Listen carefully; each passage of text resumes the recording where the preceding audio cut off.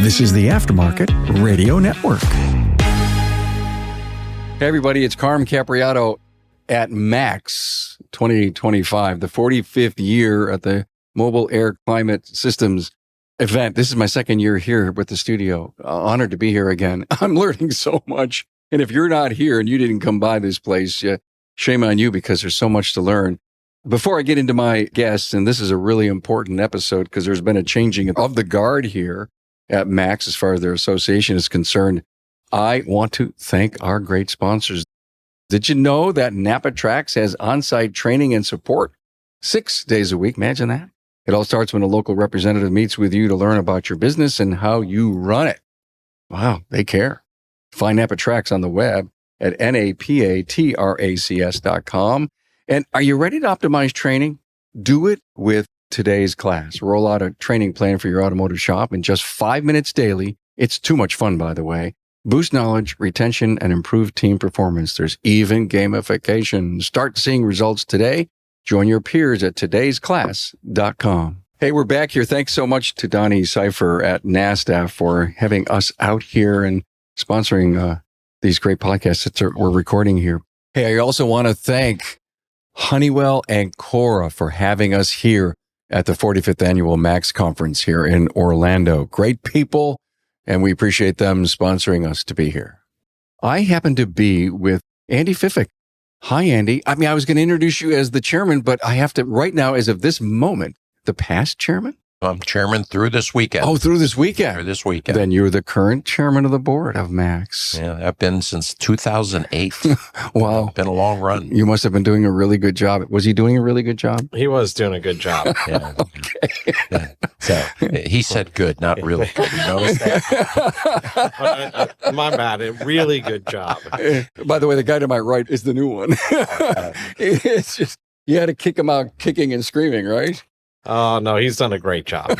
So, he really has. He's brought the association through a lot. So. It's, in 2008, as you know, that was the big housing crash. Oh, wow, yeah. And we've come a long way since then. I remember it was my first time as chairman of the board. We had our training event trade show back then in Dallas. It was the first time we ever went to Dallas, and nobody showed up. It was a disaster. It really was. We had a food and beverage commitment that we were $30,000 short of fulfilling. We were about 500 rooms short of fulfilling our commitment. So on the last day, our treasurer was coming up to me basically saying, hey, we were way underspent on the money. So we decided to throw a wrap-up party for the first time ever. And it was just like, I'm like, spend all the money you can on this wrap-up party. And we just kept this wrap-up party going and going and going. We're bringing out lobster and crab legs. And I just kept going around. Hey, keep it going another hour. Open the bar. Keep it going. We had more drunk people crawling around. And that at the end, we had to write a check for $110,000. Oh, my God. For a room block we did not use and for food that we never ate. Because nobody came right after the housing crash. So you were trying to use up to your budget. We were trying to use our budget up and the best we could, and we still had to write a check. So my first year as chairman of the board, we lost money big time. Wow. And it really was a bad taste. And they kept you on, huh? Yeah, they voted me back for 15 more years in a row. Damn. And driving here yesterday, I got down here a few days early to visit some friends in the Sarasota area. And I'm going, I think we need a changing of the guard, and it was just time. And so last night's board meeting, I literally, when it came time for nominations, I raised my hand and said, it's been a great run, 16 years, but I'd rather not be nominated. Let somebody else take a chance. And the board voted Aaron in. So then the board went on to vote in a full brand new executive committee. So we have a new treasurer, new vice chairman, and a new secretary. So we got a complete brand new panel. And as you know, we lost Elvis, our president, a few years ago. And we got Megan Cappy came in as our new executive director. We had Peter Cole come in to fill the president role for a couple years. Mm-hmm. So we got a brand new whole group of people managing MACS, younger, brighter, more energetic than us older folks, So I think it was the right time for me to step back. I'll be acting as past chairman as long as Aaron's in his position. Yeah. So I'll be the old historian here hanging out. Shit, you could be past chairman for 15 years. It could very well be a bear. You never know. I don't think so. Yeah. So we're excited about the opportunities, and having Andy around is really invaluable as we go through all these changes. But the industry's changed. Everything's changing. I just thought it was the right time for me to step aside and let somebody else start running with the baton. Let me finish my official introduction of you. Also, the CEO of Rad Air, 10 locations franchise, Cleveland. Yes. Incredible business. Your associate Bill Snow is here. Yeah, our 50th year this year. 50. Oh my God. Yeah, 50 years. We've been to your place. We've done shows. You've been a great contributor to the podcast. So thank you so much. Aaron Becker is the other person here who's in the frame, who's now the new chairman as of the end of the week, I guess, or end of this weekend. Weekend. Actually, he'll get sworn in tonight, but official duties doesn't start till at the cocktail party? Yeah, I'd like to see you do that at the cocktail party. Well, it's right before the cocktail. Before the cocktail party. Right. We'll have the membership meetings this afternoon after the training. Right. And then the cocktail party. And then all right. Yeah. So you will be, there's no excuse. Well, I've had a couple of cocktails. I said, yes, I can't believe I did that. Yeah, well, that's what happened to begin with. AirSept, the president of AirSept. I've known about your company for years and years and years. You make such amazing products.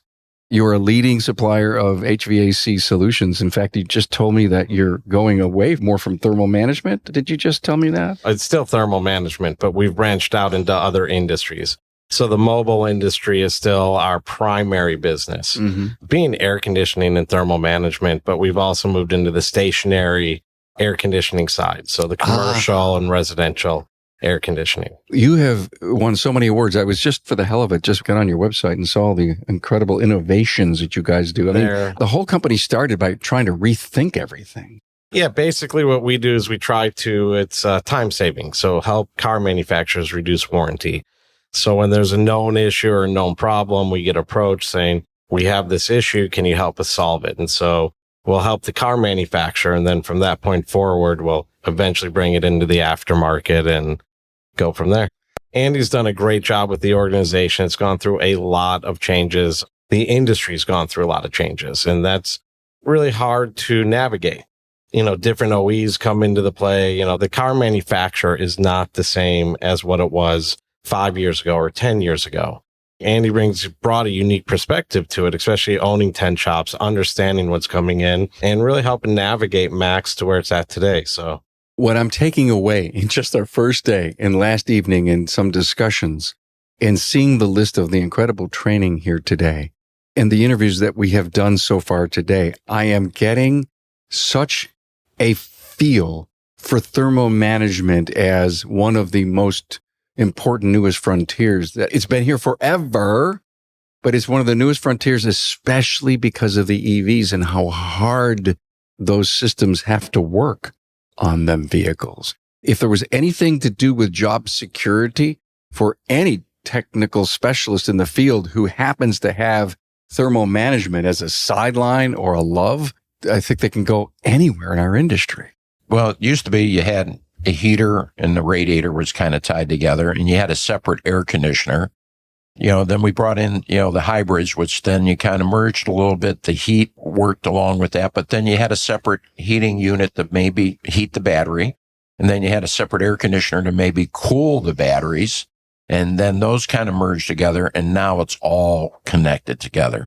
So you got thermal management of not only the passenger, not only the engine, but then you have the inverters, the converters, and then the batteries.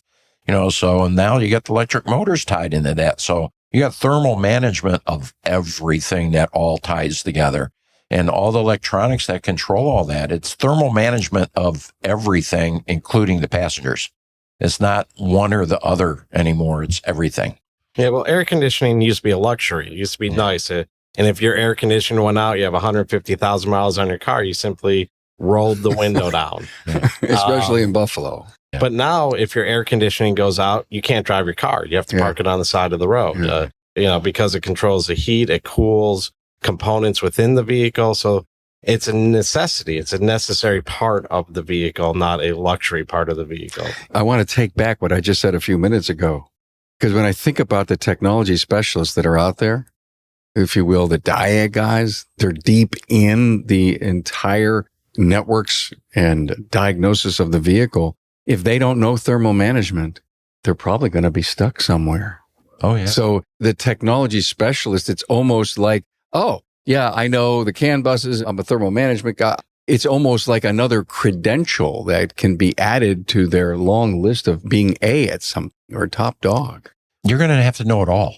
It's all integrated together now. Let me ask a question about your 10 shops. Do you have anybody on payroll that is a thermal management specialist, or do some of your top guys know that side of the business well? We have 1 or 2 top guys that know it all at each shop. Know it all. Okay. Yeah, because you have to. Because what's going to affect, you got to cool the transmission. Yeah. You know, some cars you're cooling the differentials. Everything is tied together today. There's not one thing that only affects one part of the car anymore, or vehicle, you know, because we're not just working on cars, you're working on multitude of vehicles. They're all different, but they're all the same anymore too, because everything's getting all tied together. When you look at the bus systems, they're all talking to everything. Yeah. And you have to be able to communicate with everything. One little nuance in one module could shut down everything else. So you have to be able to understand what's going on with the whole vehicle. So the technology specialist, it's not just because of thermal management, it's everything. It's everything today. And I guess that's the reason that if you are a technology specialist, say, quote, quote, in quotes, automotive, and you don't go to thermal management classes, you're doing yourself an injustice. You got to keep current. Like something as simple as doing a brake job. If you don't know how to reset the parking brake, you can't do the brake job. And I mean, brakes is probably one of the simplest things we do. And the same with oil changes. Yeah. Aaron, when I look at you and what I know about your company, it's got to be one of the most exciting jobs because you're always forward thinking, aren't you? You're always looking for new things, new innovative ways to do things. We enjoy what we do. We have a good group of engineers. They're hands-on people. Our team, we sit around. It's normal for us to sit around late at night talking about how to solve issues, or everybody meets back up at the end of the day and we kind of take a look at, as we're trying to develop a new part, how to make it better, how to make it easier, what to do, how to incorporate it, I guess, into today's vehicles, or how to work with it within today's vehicles. And it's fun. I swear I saw you at a show once, and didn't you have a component? Didn't you have the evolution of how you kept making them better or upgraded them? Yeah, I think so. We did do that. And I just put a new one together yesterday, actually, on that exact same subject of the evolution. And for the gearheads like me, we love coming to see Aaron at the booth because, like, oh, what did they come up with this year? You know, because it's. I got to have this. Yeah. It's like somebody looking for a new app for their phone. Yeah. They want the new It's tool. actually more exciting than that because we get to hold it. Yeah. Oh, that's funny. Yeah. That's really good. Guys like us, we want to hold it. We want to feel it. Yeah, we want to use it. Yeah. We all say our parts are easy to bring along. They're easy to demo. They fit in your hand. They fit in the bag. We don't make big pieces of equipment. So it's entertaining to see. It's a great opportunity that was presented at AirSept. And I've been doing this now for close to 37 years. Wow. So it's been a while, but it's great to see the evolution of our products and our people and the people that have grown up at AirSept also. So it's a lot of fun. Hey, Carm here, and I hope to see you at the 22nd Annual TST Big Event, Saturday, March 29th, 2025.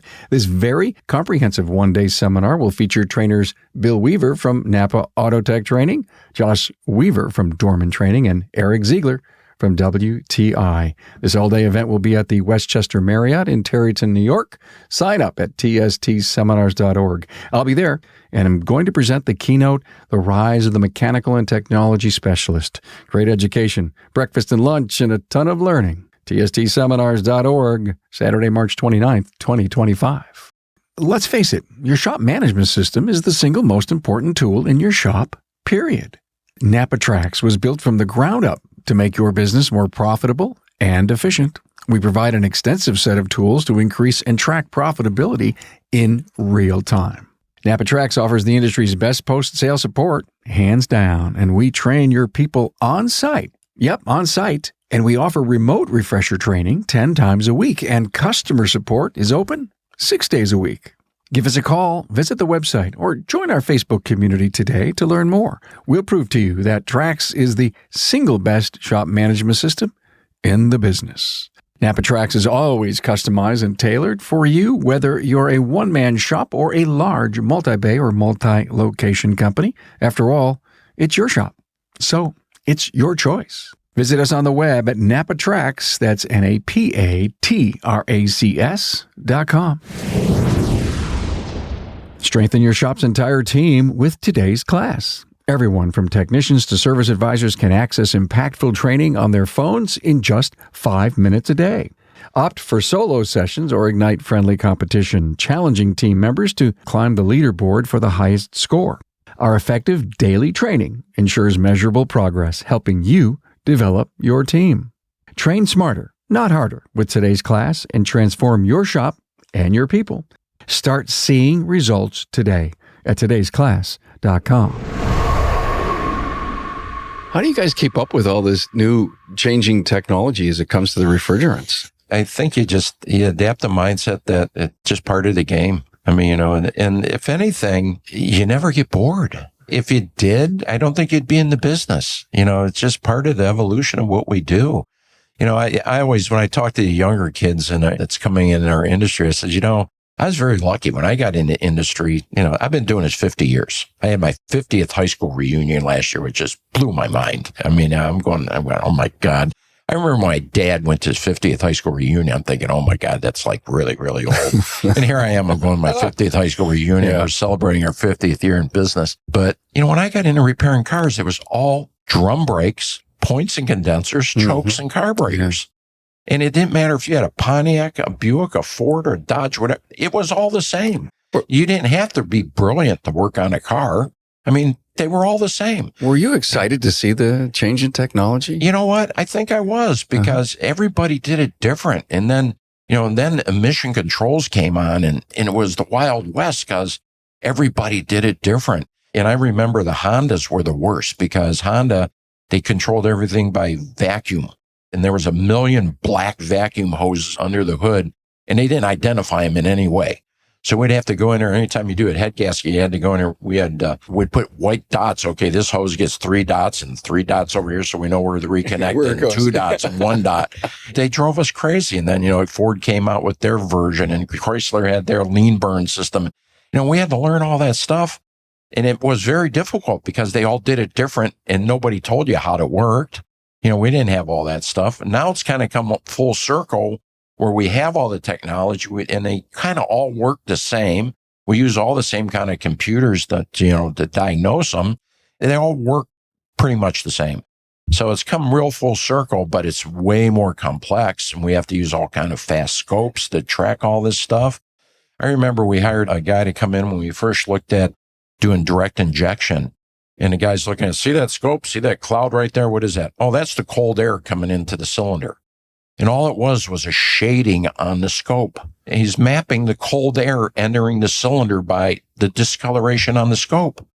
And we're looking at mapping things like the timing of how fast the cylinder speeds up tells us how well the injector is firing. I mean, the complexity in what we do today, but that's exciting. Yeah. It's things that keeps us going. And the guys that really get excited about it, that's the guys that's getting it. That's the guys that we want working for us. That's the guys that really you want in your shop, so. That's a great message, by the way. Yeah. So, If people are excited about something new. Yeah. That's the ones you want. Retain them. And that's part of the culture. My partner, Bill, is going to give a talk about that kind of culture here on Saturday. Yeah. Bill Snow. You want people to capture technology, to embrace technology. And those are the people that will continue to grow and continue to be with you and really do well at their job. And it's understanding technology. I mean, you have to every single day. Do you see the people that work for you in these brainstorming sessions at the end of the day? Do you see some of them that are so geeked out that they help you the most? Yeah. I mean, utilizing the information around you is really important. I mean, one thing at our company that we've embraced is AI. And we use it. It's part of my every single day of my life. And we've done it before. It's now, automatically installed if you, any of the Microsoft or Google or whatever, but we use it for almost every single thing we do. And it's just ingrained in our culture now. And the people who don't use it, they fall behind at our company. What do you use it for? Help me understand. Ordering lunch, maybe? Ordering lunch. Because my thought was, this just hit me, Aaron. I don't mean to interrupt you, but AI, listen, I had a Chinese Monday I had a sub on Tuesday. We made a mistake, had McDonald's on Wednesday. What should I have for lunch today? There you go. That they will help you. And what did it tell you? I have never tried it, but I will. Pizza today. There you go. There you go. We run names through it. We all sat around the other night trying to come up with, we're naming a new product, and we ran names through AI, just playing around with it. Drawings. We'll put drawings in, obviously not our super confidential drawings, but drawings into AI for comparing something, like, and pull out a comparison. And what used to be, just a quick upload in seconds, you get these comparisons. We'll show you every CAD software that can do it, and you upload it. But we're talking basic stuff. We use it. We run everything. I mean, ads through it. We do a lot with it, and our whole team embraces it. It doesn't replace anybody. It helps people get better at what they do. Just like the technology, thermal imaging, when thermal imaging came out for in the vehicles, what part's cold, what part's hot, how, temperature readings, whatever it may be, that you use for fixing and diagnosing cars or repairing cars. It's the same thing. It's just one more tool to capture, just like Google used to be. And you said, well, I say Google, search engines, where you'd use a search engine to look something up. Now you have different AI platforms. Use AI in the business at all, Andy? Not particularly for us. I mean, Okay. we're hands-on kind of stuff, so we're dealing with the vehicle. Yeah. Now, it's search tools. Sure. Yeah. We've done shows on using AI for taking technology specialists or anyone who may have done a digital vehicle inspection and taking what they wrote and put it into AI and get it cleaned up and clarified before it gets out to the customer. I can see where you could do that. Yeah. But yeah. The language cleanup. Wow. Haven't done that one yet. Well, I've heard guys talk about it and said we use it every day. We clean up the things that we think we're good at writing in the face of the customer, in the face of the client. What's going to be new for Matt? I mean, I was interviewing you and says, well, Aaron, what's new for MACS next year? Do you have anything you could share with us? A new location. So we will be in New Orleans next year. So Okay. That is new. There's a lot of changes coming along within the industry. Mm-hmm. It's MACS's job to bring that information out to the people and to be that resource to people. And Andy's started it. Well, the MACS has started for a resource. And when I came on to MACS, I mean, we've been a member for a very long time. And when I started on the board of MACS, one of the questions that I had and one of the questions that I was asking everybody is, why are you a MACS member? What does MACS mean to you? What does it bring to you? Why do you decide to come to these shows? Why are you part of it? Where are you going with it? What's the challenges that it brings? And what's the challenges it's solving for you? And that's kind of, Andy's done a good job of everything's been moving forward, has the association is really doing well, just really take over it and kind of bring in newer technologies. This year, they're talking about the different refrigerants. They've expanded the training classes and really just kind of keep what's going and just pushing it forward and getting it out there to more people. It's the best specialty training in the industry. By far. Yeah. If you want to be in thermal management, this is the place to be, especially in heavy duty, and off-road. Really the only place for those two venues, period. It's not offered anywhere else. I've been in industry 50 years. I'm sitting in classes this morning. I took 3 pages of notes. I'm still learning every time I come here. And sometimes it's just a reminder of something you may have even forgotten along the way. Best practices and doing stuff. The technology is ever changing. And you listen to some of the instructors that's out there.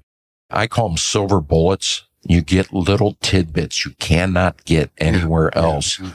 And for somebody like me with 10 shops, Bill Snow's here with me. Bill's doing exactly the same thing in a separate track of classes. Yeah. So we're going to go back with probably 5-6 hours worth of stuff to take back to our teams. There'll be 56 technicians that are going to get little tidbits of information. Yeah. They won't get anywhere else. That's invaluable to us. That'll give us that next level of specialty that nobody else in our neighborhood's going to have. And Andy, besides the technical side of the industry, you've also got business management classes, which is you can't get enough of today. I know. And what amazes me is you will learn just as much in the hallways as you do in the classrooms. I'm a believer. That's what I was going to say is that the networking here is, you have everybody walking around from the technicians, shop owners, distributors, manufacturers. As you said, you run across somebody and people are willing to transfer information and say, hey, I had this problem fixing this one vehicle. Is there anything you can tell me, any little pointers you can tell me in working on this? And whatever it may be. And everybody talks about that. Yeah, I was at lunch today. Hey, how do you handle flushing this kind of car? What do you do with this one over there? With the shop owners, and we don't have it going on at this, but every once in a while we'll do a lunch roundtable, and we just throw out different topics over 45 minutes worth of lunch. It's amazing how, number one, how many of us have exactly the same problem we're trying to solve. And then number two, how close we are to solving it. And you'll get it solved at those roundtables. And we all come up with the same solutions, just a little different way. It almost blows my mind every time we're here. You both nailed it on the networking. It's one of the most invaluable parts of any conference, but you have to make it work. You cannot sit in a corner during a break. You have to bring business cards to pass. You need to introduce yourself to the person to your left or your right. If you see a group discussion in the hallway during a break, go up and say, "Hi guys, you mind if I just listen in?" You cannot be bashful, because the uptake, the learning curve you get, to your point. Absolutely. Oh, You could be running the most successful shop you think in the country. Hey, I'm doing great. Things are awesome, all that. You don't know what you don't know. You just simply don't know it. And I guarantee if you come to one of these kind of events, and I'm not just saying come to our event, but you got vision, you got all kind of different events going around. You will surprise yourself how much you will learn just walking in the door, or walking through the airport, running into somebody, going to lunch with somebody. Yeah. It's an amazing how much more is out there that you just don't know. Listen to the Carmen's podcast. There's so much to learn out there that you just don't know what you don't know. I'll write the check later. I mean, MACS gives great networking opportunities. And as Andy said, there's plenty of other regional associations and local places, but it's a matter of the networking that comes together. And that is it's such an important part of whatever industry you're in, to learn about other people and what their issues are experiencing, and just learn about other people in general. And for myself, I find, when you're in the grind, you're back home. That's a great word. When you're in the grind, Yeah. your mind's not open. You're not open to learning. You have to give yourself that opportunity to do something like this once in a while and take that break to be able to go, let's learn something. Let's do something. I think I ran you in the hallway and I said, I'm going down the hall to learn something. Yeah. I mean, you got to take that opportunity, go sit down, relax, and go, I'm going to do something. I go take 2 notebooks worth of stuff to take back to my team. Guarantee you that there's 100 people listening to this right now that said, I'm going to go to MACS this year, and they didn't. And there's a way, I'm not sure what it is, I'm not an expert enough, how to be proactive on an idea. And, we could do shows on this, and hell, you can hire a consultant to help you take the ideas or the dreams that you have, the things that you want to do in life, and actually make them happen. And people want to go to all these conferences and they say, I got to get better. I got to learn something more. I can't wait to go and network. There's 100 people in the sound of my voice that should be here, and they're not. It's not only that, your parts stores offer the lunch and learn composite things. Yeah. You got a lot of your parts companies, they'll do the after hours quick little, hey, we'll talk about turbochargers. Come next Thursday evening, and they don't show up. You got to put that value on that little training. Yeah. It takes a few hours, one night a month, but you stay in the mix and you keep the learning going. We can talk about why this happens for hours. And I don't want to open up a can of worms, but we're hearing so much from the street that time crunch, tiny families that require all the stuff that's going on, and both parents having to be involved, that it's very difficult to get some of our specialists into the seats. But if there's a training culture inside the business, that we need to all together, each individual has to have 80 hours this year. We'll pay you a bonus based on it as part of your year-end Christmas thing. And we don't care what you get for your training. Go out to a local college night school, or attend a lunch and learn, or attend this night class or that night class, or go to a conference. We'll all go together. If there's not a formal, even ownership role of their own individual, the owner getting continuous training. And I'm calling it today. In fact, I'm breaking my own rule right now because of my language shift. I don't want to call it training anymore. I want to call it continuing education. Those are the words that I want to use. And I think if you stop to say athletes train, we educate. It's the value you put on the education. If you can go attend an event that may take up one day at a time, but you learn something that can save you an hour a day, your payback is pretty quick on that. Yeah. And so it's a matter of understanding the value of the training, what you're looking for, going to the right training sessions, but really just going. And that's the key, is understanding, all right, I'm going to take a day that I don't have. None of us have time. We're all busy. But that day is going to save me how many hours over the next year? Yeah. So that's a matter. Then you have to look at it that way. I don't think people do the math like that. No, they don't. It's all about work-life balance. But Yeah. it really starts at the top, as I think what you're alluding to. I see so many times where the ownership group of the shop, the dealership, whatever, you got to go to this training, but they don't show up. Yeah. If I'm sending my group to the training, my butt's there too. Because, it's good for the goose, it's good for the gander. I make sure they know I'm going to be there, because if I expect them to be there, I'm going to be there too. Yeah. So you got to do that. And then you got to, I think the other word you're throwing out is the value in it. Here's why it's important for us to do that. And I think if you set that culture expectation and the owner conveys that it's important to me, it's important to you, it's important to that. And that gets part of their performance reviews and part of their pay structure. There you go. Then it has to be there part you of go. the culture. You're expected to do, the training. I just love where this went. I just want to thank you both for being here. And I guess the encouragement is join the MACS organization and get your butt to MACS in New Orleans next year, right? Yes. Wow. Cool. And congratulations to Aaron Becker, the new chairman, as of when? The big gala Saturday night thing? There's no big gala. Oh, okay. He'll get sworn in tonight. He's official tonight, but he'll take over the duties as of. Congrats to you, and for all those 16 years that you put in as the lead chairman. Yeah. Wow. Absolutely. I mean, Andy's done a great job. And I know I repeated it in the beginning, but thank you for running the association and bringing it to where it is today. It's a dedication that is voluntary. I mean, and he's volunteered his time because, once again, seeing the value of the organization. Yeah, it's a great group. It's an honor, actually, to be part of it. Andy Fiffick, Aaron Becker, thanks for being here. Thank you. Thank you. Thanks for being on board to listen and learn from the premier automotive aftermarket podcast. Until next time.